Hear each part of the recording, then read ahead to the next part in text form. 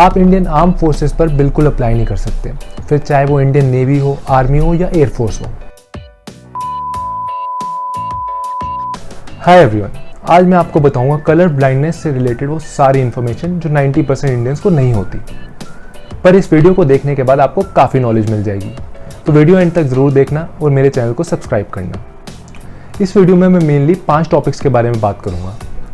First topic होगा what is colour blindness. इसमें मैं आपको बताऊंगा कि कलर ब्लाइंडनेस क्या होती है, किस वजह से होती है और कितने टाइप की होती है। सेकेंड टॉपिक होगा मिथ्स अबाउट कलर ब्लाइंडनेस। इसमें मैं आपको बताऊंगा कॉमन मिसकंसेप्शन नॉर्मल लोगों के जो कलर ब्लाइंड लोगों के लिए होती है। थर्ड टॉपिक होगा कि how does colour blindness affect a person in daily life. इसमें मैं आपको बताऊंगा कि कलर ब्लाइंडनेस की वजह से normal day to day task में क्या प्रॉब्लम होती है। फोर्थ टॉपिक होगा how to find out if you are colour blind or not. इसमें मैं आपके साथ कुछ इमेजेस शेयर करूंगा जिससे आप पता लगा सकते हो कि आप कलर ब्लाइंड हो या नहीं। फिफ्थ टॉपिक होगा कि can you apply for government jobs. इसमें मैं आपको बताऊंगा वो सारी जॉब्स जिसके लिए आप अप्लाई कर सकते हो और वो जॉब जिसके लिए आप नहीं अप्लाई कर सकते। तो चलिए फर्स्ट टॉपिक की बात करते हैं। What is colour blindness. Colour blindness एक कलर विजन डिफिशिएंसी है जिसकी वजह से डिफिकल्टी होती है लोगों को कलर डिफरेंशिएट और डिस्टिंग्विश करने में। हर 12 में से एक लड़का और हर 200 में से एक लड़की कलर ब्लाइंड होती है। लड़कों में ये इसलिए कॉमन होता है क्योंकि वो फॉल्टी जीन्स जो कलर ब्लाइंडनेस के लिए रिस्पॉन्सिबल होते हैं वो एक्स क्रोमोसोम में पाए जाते हैं, और लड़कों में एक एक्स क्रोमोसोम होता है और एक वाई क्रोमोसोम। तो अगर वो फॉल्टी जीन अगर एक एक्स क्रोमोसोम में आ जाए तो लड़का कलर ब्लाइंड हो जाता है। पर लड़कियों के केस में ये नहीं होता। लड़कियों के केस में 2 एक्स क्रोमोसोम होते हैं। तो अगर एक फॉल्टी जीन एक एक्स क्रोमोसोम को अफेक्ट करे तो दूसरा एक्स क्रोमोसोम उसको कॉम्पनसेट कर देता है। तो इसका मतलब ये नहीं है कि लड़कियां कलर ब्लाइंड नहीं हो सकती, होती हैं, पर वो लड़कों के कंपैरिजन में कम होती हैं। तो ये क्रोमोसोम वाला कॉन्सेप्ट तब काम में आता है जब आप बाय बर्थ कलर ब्लाइंड हो। अगर आपको बाद में कलर ब्लाइंडनेस हुई है तो उसके रीज़न अलग होते हैं, जैसे केमिकल डैमेज या फिजिकल डैमेज आपकी ऑप्टिक नर्व में, आंखों में या दिमाग में। अब मैं आपको बताऊंगा कलर ब्लाइंडनेस के टाइप। ये मैं आपको काफ़ी सिंपल टर्म्स में बताऊंगा ताकि आपको समझ आ जाए। फर्स्ट टाइप होता है रेड ग्रीन कलर ब्लाइंडनेस। इसमें लोगों को रेड और ग्रीन कलर डिफरेंशिएट करने में प्रॉब्लम होती है और ये सबसे ज़्यादा कॉमन होता है। सेकेंड टाइप होता है ब्लू येलो कलर ब्लाइंडनेस। इसमें लोगों को ब्लू ग्रीन या येलो रेड कलर डिफरेंशिएट करने में प्रॉब्लम होती है और ये थोड़ा कम कॉमन होता है। फोर्थ होता है जो बिल्कुल रेयर और अनकॉमन होता है, वो होता है कंप्लीट कलर ब्लाइंडनेस। इसमें लोगों को कलर दिखते ही नहीं है, सब ब्लैक एंड वाइट दिखते हैं। तो अब आते हैं सेकेंड टॉपिक पर, common myths about colour blindness. तो लोगों को ये सबसे बड़ी मिसकंसेप्शन होती है कि कलर ब्लाइंड लोगों को कलर ही नहीं दिखते। ये बिल्कुल गलत इन्फॉर्मेशन है, क्योंकि कलर ब्लाइंड लोगों को कलर दिखते हैं, बस वो कलर्स की शेड को डिफरेंशिएट नहीं कर पाते। जैसे कि मैंने आपको अभी फर्स्ट टॉपिक में बताया रेड ग्रीन कलर ब्लाइंडनेस, तो इसमें लोग रेड और ग्रीन के शेड्स को डिफरेंशिएट नहीं कर पाएंगे। सेकेंड जो मिथ होता है वो ये होता है कि सारे कलर ब्लाइंड लोगों को सेम कलर डेफिशिएंसी होती है। ये भी गलत इन्फॉर्मेशन है। जैसे कि मैंने अभी आप फर्स्ट टॉपिक में बताया कि रेड ग्रीन कलर डेफिशिएंट अलग होते हैं, ब्लू येलो अलग होते हैं और कंप्लीटली कलर ब्लाइंड लोग अलग होते हैं। थर्ड जो मिसकंसेप्शन होती है कि सिर्फ ये लड़कों को कलर ब्लाइंडनेस होती है, जो कि गलत इन्फॉर्मेशन है। अभी मैंने आपको फर्स्ट टॉपिक पर यह भी बताया कि क्या क्रोमोसोम वाला सिस्टम होता है कि कैसे एक्स क्रोमोसोम्स की वजह से लड़के या लड़कियों को कलर ब्लाइंडनेस होती है। तो अब आते हैं थर्ड टॉपिक पर, how does colour blindness affect a person in daily life.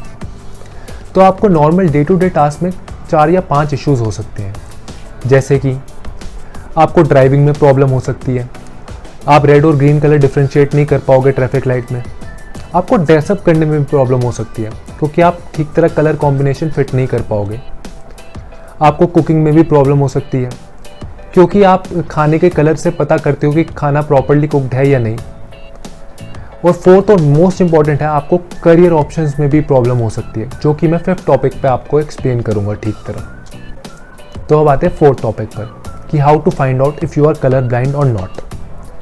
100 साल पहले डॉक्टर शिनोबु इशिहारा ने एक टेस्ट बनाया था जिसे हम कहते हैं इशिहारा टेस्ट। इससे आप पता कर सकते हो कि आप कलर ब्लाइंड हो या नहीं। मैं आपके साथ कुछ इमेजेस शेयर करूंगा जिससे आपको आइडिया हो जाएगा कि आप कलर ब्लाइंड हो या नहीं। आप इस इमेज को देखो कि आपको कौन सा नंबर दिख रहा है। तो चाहे आप कलर ब्लाइंड हो या नहीं, आपको 12 दिखना चाहिए। अब मैं आपके साथ शेयर करता हूँ नेक्स्ट इमेज। इस इमेज में देखो कि आपको कौन सा नंबर दिख रहा है।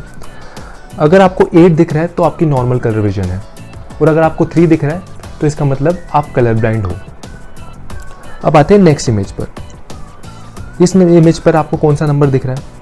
अगर आपको 29 दिख रहा है तो आपकी नॉर्मल कलर विजन है, और अगर 70 दिख रहा है तो आप रेड ग्रीन कलर ब्लाइंड हो। अब आते हैं नेक्स्ट इमेज पर। इस इमेज पर आपको कौन सा नंबर दिख रहा है? अगर आपको 74 दिख रहा है तो आप कलर ब्लाइंड नहीं हो। अगर आपको 21 दिख रहा है तो आप रेड ग्रीन कलर ब्लाइंड हो।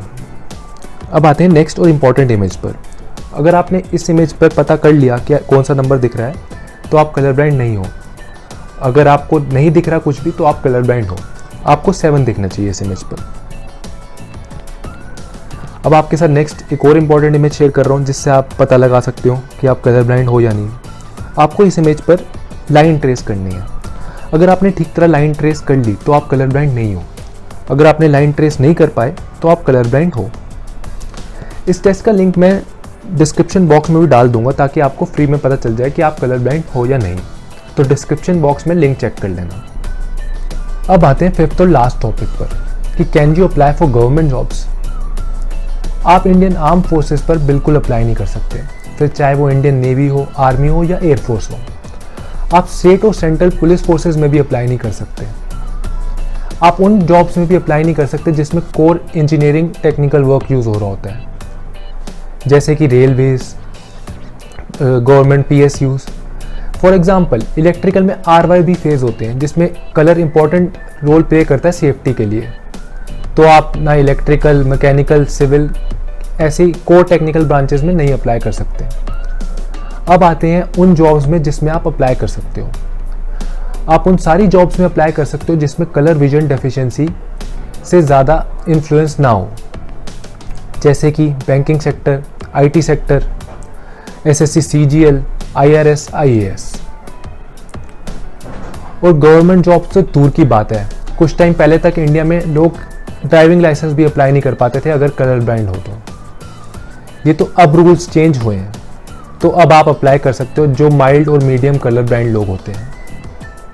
अब आते हैं मेन बात पर। अगर आप कलर ब्लाइंड हो तो आप बिल्कुल निराश मत हो, क्योंकि इससे आपकी लाइफ में कुछ मेजर चेंजेस नहीं होंगे। गवर्नमेंट जॉब ही लाइफ में सब कुछ नहीं होती, और अगर आपको फिर भी गवर्नमेंट जॉब करनी ही है तो आप नॉन टेक्निकल के लिए अप्लाई कर लो। जैसे कि मैंने आपको बताया कि आप इतने सारे सेक्टर्स हैं जहां आप अप्लाई कर सकते हो, जैसे बैंकिंग, IT, ये सब। तो ये थी सारी इन्फॉर्मेशन कलर ब्लाइंडनेस के ऊपर जो मैंने आज आपके साथ शेयर की है।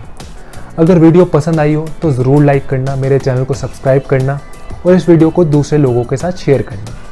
Thank you.